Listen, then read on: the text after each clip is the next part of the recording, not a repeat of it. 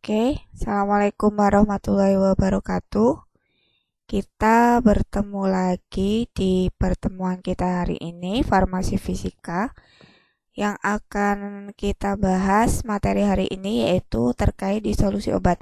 Kalau minggu kemarin kita sudah bicara tentang difusi obat, hari ini kita akan bicara tentang disolusi obat, tentang apa itu disolusi obat, bagaimana aplikasinya dalam dunia farmasi, apa rumus yang harus kalian pelajari. Kita akan membahas satu persatu. Oke, langsung saja untuk menyingkat waktu.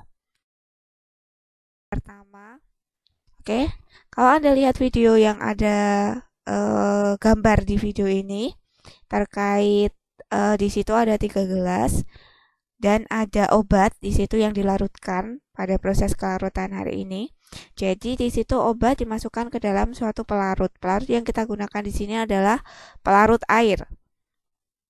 Nah, proses yang berlangsung pada kejadian di atas atau pada gambar yang ada di dalam video ini identik dengan proses disolusi obat dalam cairan tubuh.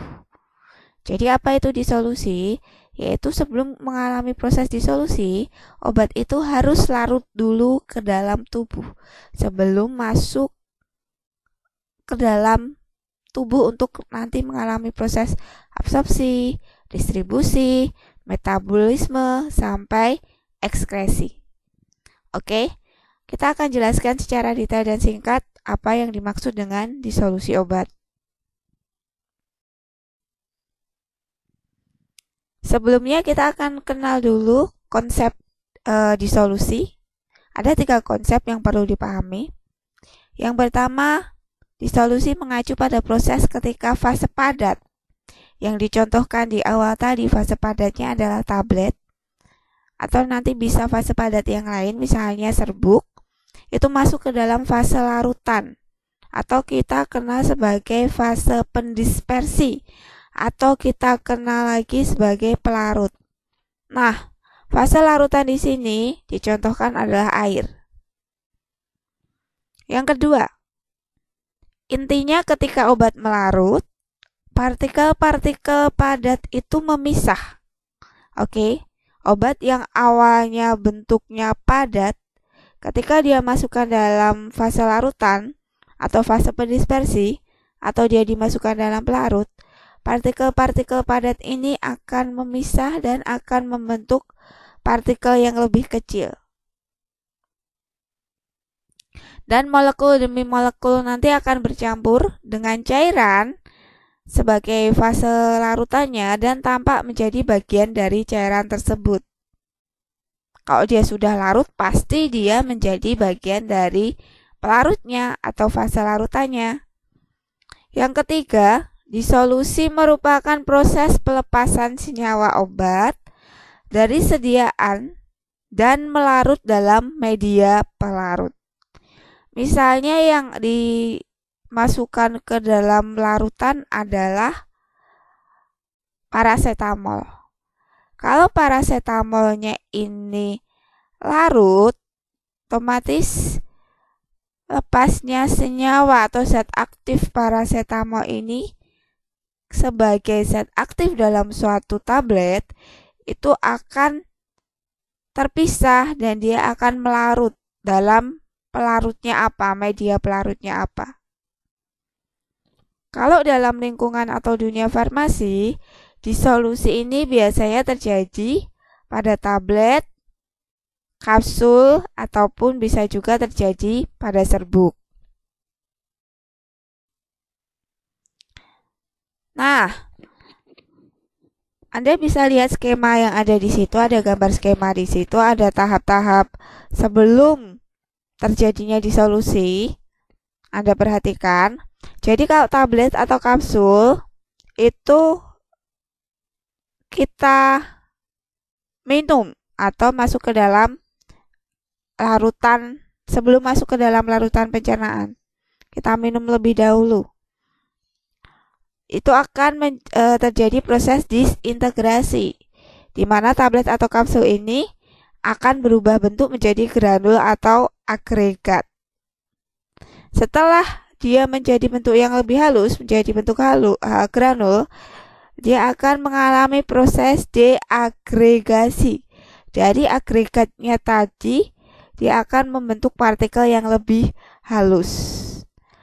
Nah, setelah dia mengalami proses disintegrasi maupun deagregasi, obat ini akan terdisolusi sehingga obat bisa masuk dalam larutan in vivo atau in vitro, bisa masuk dalam cairan tubuh. Kemudian obat itu akan bisa masuk dalam darah, cairan tubuh lainnya, dan jaringan. Tadi dia akan mengalami proses absorpsi, distribusi, metabolisme, sampai proses ekskresi.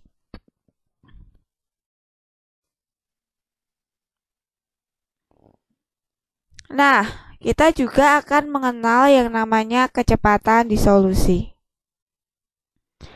Kecepatan disolusi itu apa? Kecepatan disolusi adalah jumlah zat yang dapat larut dalam waktu tertentu pada kondisi antar permukaan cair padat, suhu dan komposisi media yang dibakukan. Pada kecepatan disolusi kita mengenal yang namanya laju disolusi. Laju disolusi ini dirumuskan oleh Noyce dan Whitney pada tahun 97. Kemudian kita akan mengenal rumus terkait laju disolusi. Rumusnya ada di bawah ya. dm per dt sama dengan ds per h cs min c.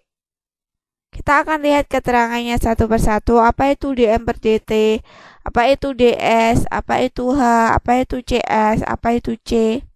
Atau bisa menggunakan rumus di bawahnya. Oke, keterangan rumusnya ada di slide ini. Terlampir keterangan rumusnya, di mana M adalah massa zat terlarut, T adalah waktu yang dibutuhkan untuk melarutkan zat, dm per dt ini adalah laju disolusinya, D koefisien difusi, S luas permukaan, H ketebalan lapisan difusi, CS kelarutan dari zat padat atau konsentrasi larutan jenuh ya. C adalah konsentrasi zat terlarut pada waktu T. C per dt laju disolusi. V adalah volume larutan. Di slide ini ada contoh soal. Jadi kalau dari contoh soal, nanti coba Anda cari apa yang diketahui dari soal ini, apa yang ditanyakan dari soal ini, dan bagaimana jalan keluar dari soal ini.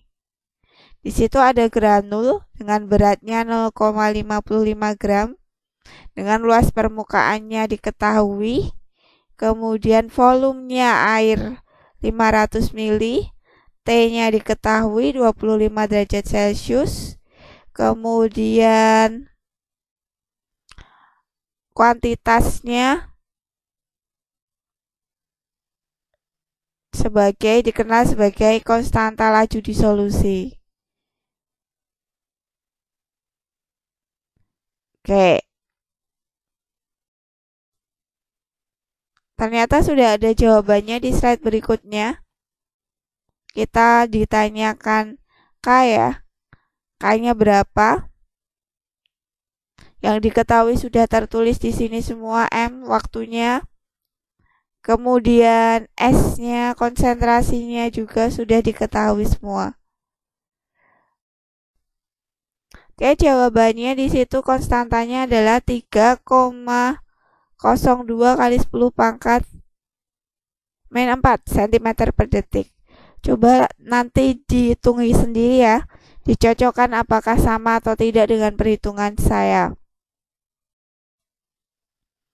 Oke, selanjutnya faktor-faktor yang mempengaruhi laju disolusi. Ada beberapa faktor. Kita lihat dari sifat fisika kimia obat dulu. Kalau dilihat dari sifat fisika kimia obat,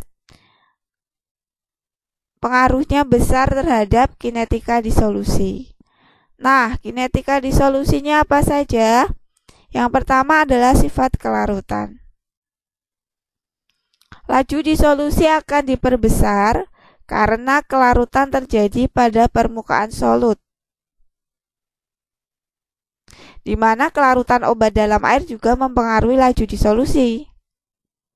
Sifat kelarutan ini dipengaruhi oleh faktor apa saja? Kenapa kelarutan mempengaruhi laju disolusi? Karena semakin obat itu cepat larut, cepat mengalami proses disintegrasi atau deagregasi, kesiapan untuk terdisolusi akan lebih cepat daripada yang lambat. Oke, yang pertama, sifat kelarutan dipengaruhi oleh polimorfisme. Obat itu dapat membentuk suatu polimorfis, yaitu terdapat beberapa kinetika pelarutan yang berbeda meskipun memiliki struktur kimia yang identik. Jadi di sini kemungkinan dipengaruhi oleh titik lebur yang berbeda, titik didih yang berbeda, kelarutan yang berbeda, meskipun struktur kimia dari zat tersebut sama. Itu dikatakan polimorfisme. Yang kedua, keadaan amorf. Obat bentuk kristal secara umum lebih keras, kaku, dan secara termodinamika lebih stabil daripada bentuk amorf. Nah, kondisi ini menyebabkan obat bentuk amorf lebih mudah terdisolusi daripada bentuk kristal.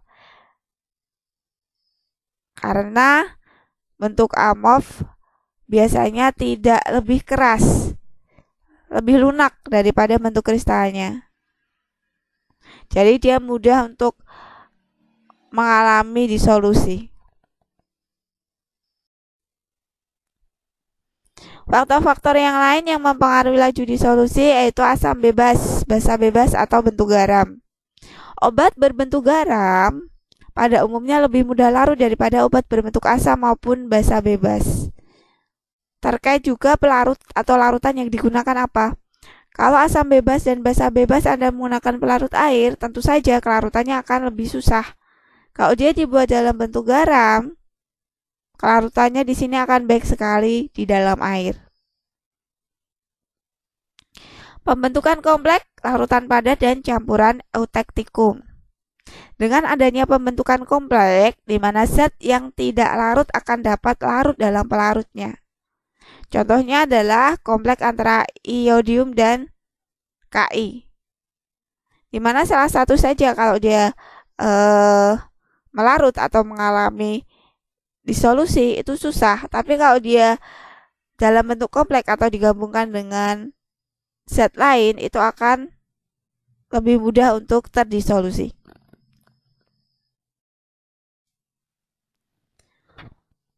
Faktor-faktor lainnya yang mempengaruhi laju disolusi yaitu ukuran partikel. Jelas, makin kecil ukuran partikel maka zat aktif tersebut akan cepat larut. Makin cepat zat larut, makin mudah suatu obat mengalami proses disolusi. Yang kedua, surfaktan.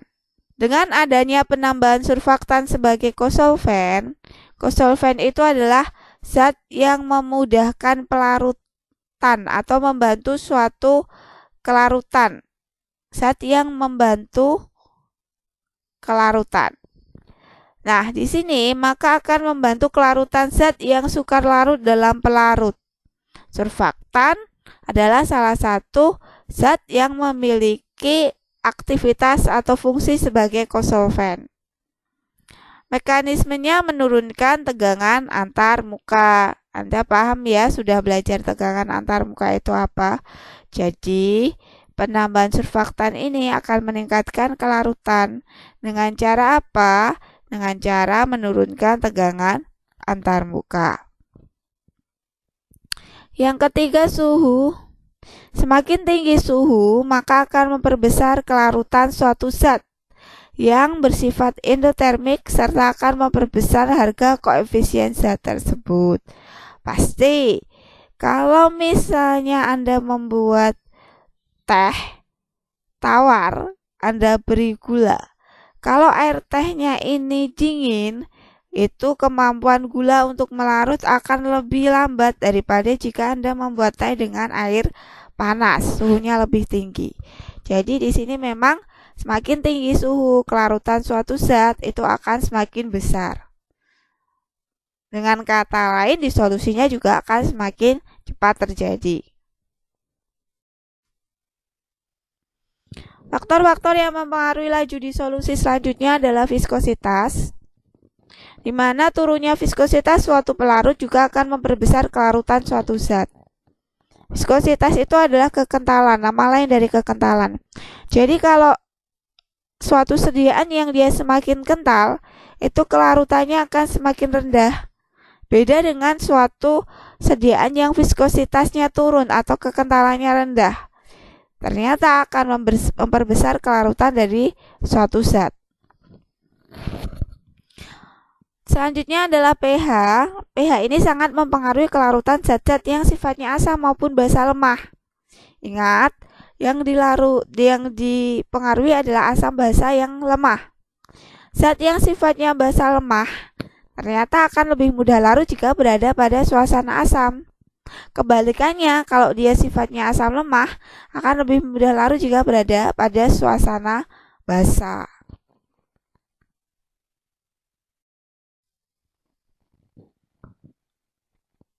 Selanjutnya, yang B, luas permukaan efektif dapat diperbesar dengan memperkecil ukuran partikel. Nah, faktor yang mempengaruhi luas permukaan untuk disolusi itu apa? Yaitu ukuran partikel yang pertama. Yang kedua adalah variabel pembuatan. Kalau semakin ukuran partikelnya semakin kecil, berarti luas permukaannya semakin besar.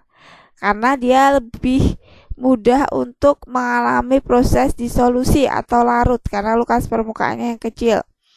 Kemudian kalau variabel pembuatan tergantung di suatu industri, terutama industri obat, nanti dia akan membuat suatu sediaan yang seperti apa, proses pembuatannya seperti apa, itu akan mempengaruhi variabel pembuatan. Yang kedua, faktor formulasi. Faktor formulasi dan proses pembuatan mempengaruhi laju disolusi. Yang dipengaruhi apa? Yang pertama adalah jumlah dan tipe eksipien. Contohnya misalnya garam netral. Oke, kita akan bahas satu-satu. Berbagai macam bahan tambahan yang digunakan pada sediaan obat dapat mempengaruhi kinetika pelarutan obat. Dengan mempengaruhi tegangan permukaan antara medium tempat obat melarut dengan bahan obat. Tadi ya, tegangan permukaan akan mempengaruhi laju disolusi, akan mempengaruhi proses pelarutan. Ataupun di sini bereaksi secara langsung dengan bahan obatnya. Yang kedua, penggunaan bahan tambahan yang bersifat hidrofob seperti magnesium stearat dapat menaikkan tegangan antar muka obat dengan medium disolusi. Nah, ini juga harus dipertimbangkan. Yang ketiga, beberapa bahan tambahan lain dapat membentuk kompleks dengan bahan obat. Misalnya kalsium karbonat dan kalsium sulfat yang membentuk kompleks tidak larut dengan tetrasiklin. Hal ini menyebabkan jumlah obat disolusi menjadi lebih sedikit dan berpengaruh pada jumlah obat yang diabsorpsi. Nah, kalau jumlah obat yang larut itu sedikit, tentu saja jumlah obat yang diabsorpsi juga sedikit.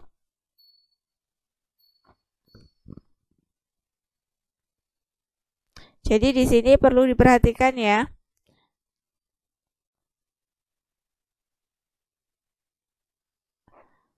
Terkait bahan tambahan yang akan kita gunakan misalnya untuk produksi suatu sediaan.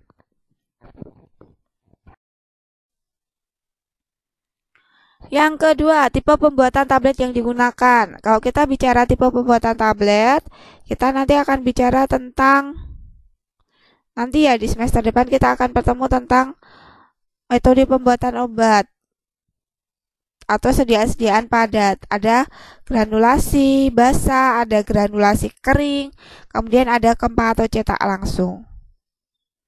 Yang selanjutnya ukuran granul dan distribusi ukuran granul. Ya, tentu ukuran granul akan mempengaruhi laju disolusi. Kemudian jumlah dan tipe penghancur serta metode pencampurannya. Nah, ini kaitannya dengan proses pembuatan obat dan formulasi.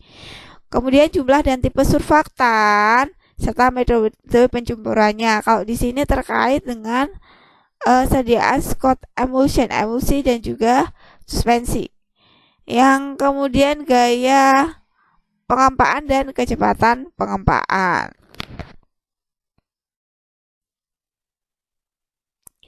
Faktor yang harus diperhatikan selanjutnya adalah faktor alat dan kondisi lingkungan.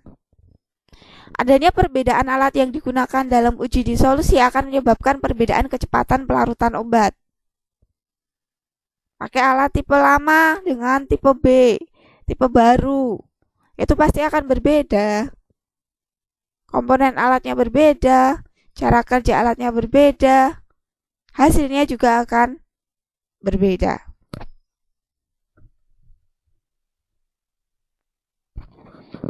Kemudian kecepatan pengadukan akan mempengaruhi kecepatan pelarut obat.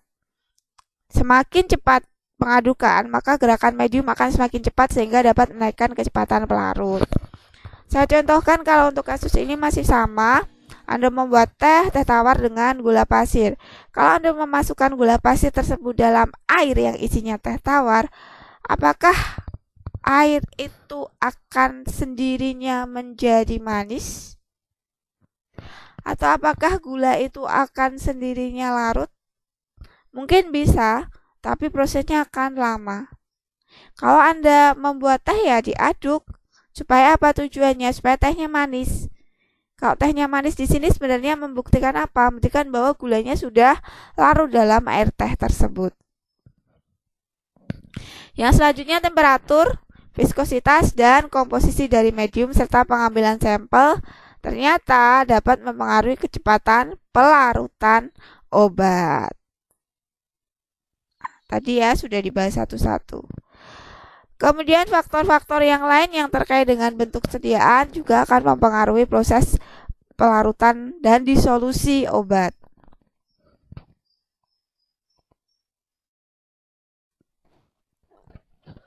Oke, uji disolusi, kita akan ke topik selanjutnya. Uji disolusi merupakan uji yang diterapkan pada sediaan obat yang dimana uji ini memiliki tujuan untuk mengukur serta mengetahui jumlah zat aktif yang terlarut dalam medium pelarut yang diketahui volumenya pada waktu dan suhu tertentu. Menggunakan alat yang didesain tertentu untuk uji parameter disolusi.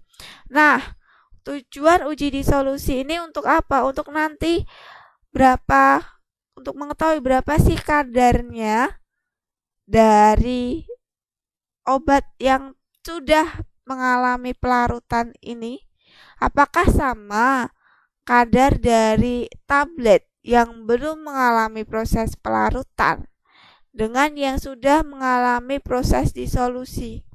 Kenapa penting diketahui?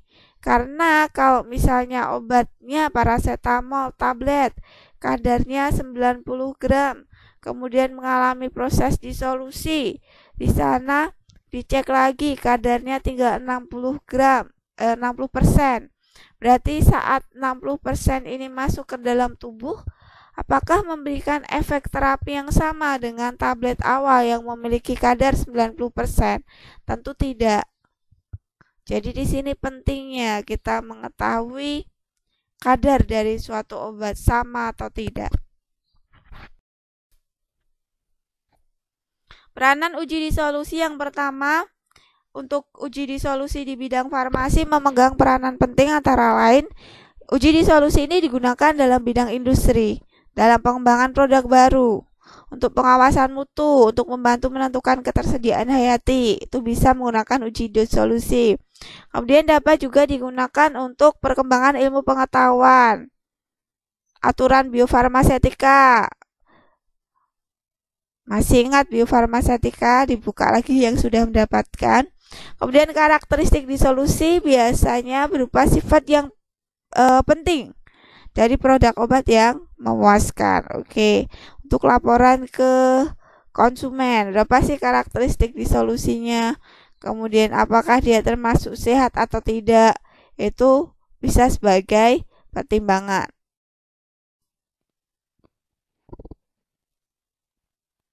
Kemudian uji disolusi digunakan untuk mengontrol kualitas dan menjaga terjaminnya standar dalam produksi tablet. Pasti, karena apa? Karena kadar dari tablet awal yang dibuat harusnya sama dengan kadar saat dia terdisolusi dalam saluran pencernaan. Supaya apa? Di sini tujuannya untuk mendapatkan efek terapi yang diinginkan.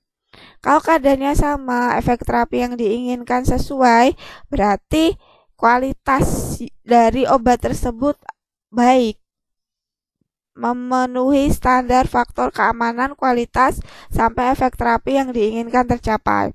Kemudian uji disolusi juga untuk mengetahui terlarutnya zat aktif dalam waktu tertentu. Alat yang digunakan adalah dissolution tester.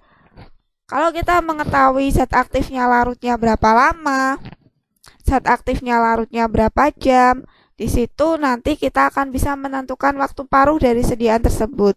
Jadi bisa kita gunakan sebagai acuan. Oh, berarti obat ini nanti akan larut di dalam tubuh saat dia masuk ke dalam cairan tubuh itu berapa lama. Itu bisa kita ketahui dengan uji disolusi dengan dissolution tester. Nah, alat uji disolusinya ada berbagai macam. Kalau dilihat di Farmakope Indonesia edisi 4 itu kita lihat dari alat uji disolusinya tipe keranjang. Jadi untuk pengaduknya atau juga dapat tipe dayung. Kalau kita lihat berdasarkan USP 29, itu alat uji pelepasan obat ada 3, berupa keranjang, dayung, dan tambah satu lagi reciprocating cylinder. Oke, seperti apa nanti kita ya. Nah, ini alat uji yang lain. Alat uji pelepasan obat flow-through cell, kemudian ada pedal over disc, kemudian ada cylinder dan reciprocating holder. Nah, ini gambar alat disolusi. Dia berupa metode keranjang dan dayung. Nah, kalau Anda sudah pernah melihatnya di laboratorium Anda, di laboratorium kampus, nah metode ini merupakan metode pilihan untuk uji disolusi bentuk sediaan oral padat. Jadi yang bisa digunakan di situ lebih ke tablet yang padat, sediaan padat. Kemudian penggunaan metode ini hanya boleh disolusi lain hanya boleh mempertimbangkan jika metode 1 dan 2 USP tidak diketahui dan tidak memuaskan.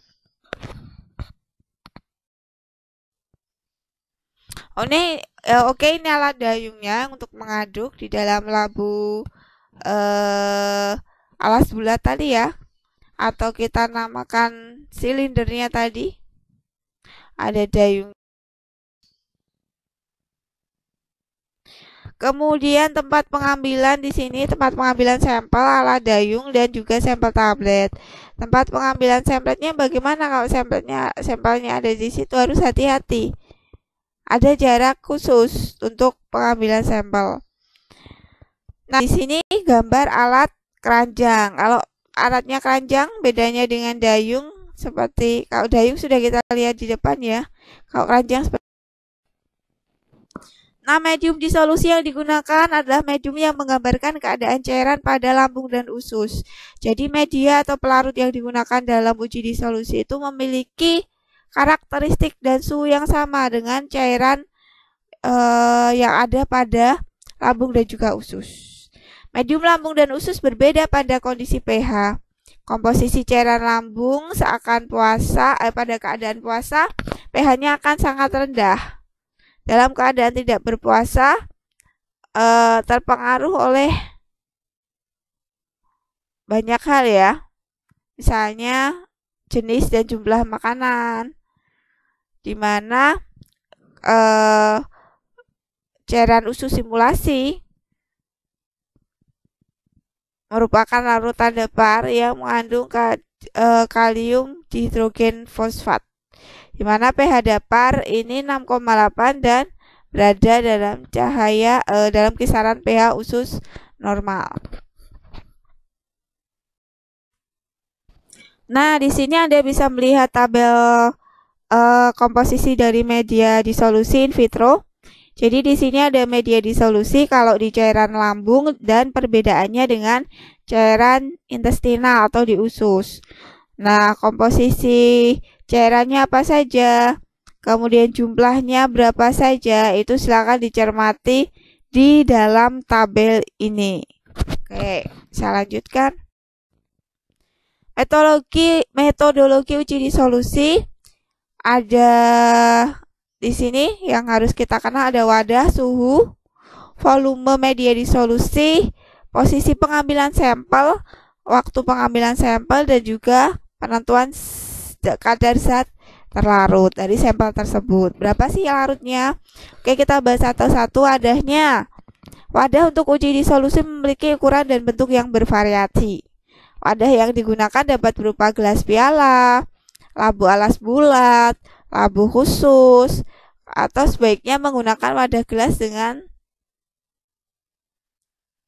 dasar bundar agar granul dapat terdispersi secara merata ke seluruh sisi dari gelas kimia sehingga hasil disolusi homogen. Kalau untuk suhunya, suhu dalam wadah merupakan salah satu kondisi yang mempengaruhi proses disolusi karena kelarutan zat bergantung dari suhu tersebut. Oleh karena itu, suhu dalam wadah disolusi harus sesuai dengan syarat yang dapat dikendalikan pastinya. Suhunya berapa? Suhunya biasanya 37 kurang lebih 0,5 derajat Celcius. Dalam artian di sini boleh 37,5 maksimal, minimalnya 36,5 derajat Celcius. Dan suhu ini merupakan parameter suhu in vivo. Volume media disolusi sangat dipengaruhi oleh kelarutan zat. Ya, zat yang memiliki kelarutan kecil memerlukan volume yang lebih besar. Tidak di sini ya.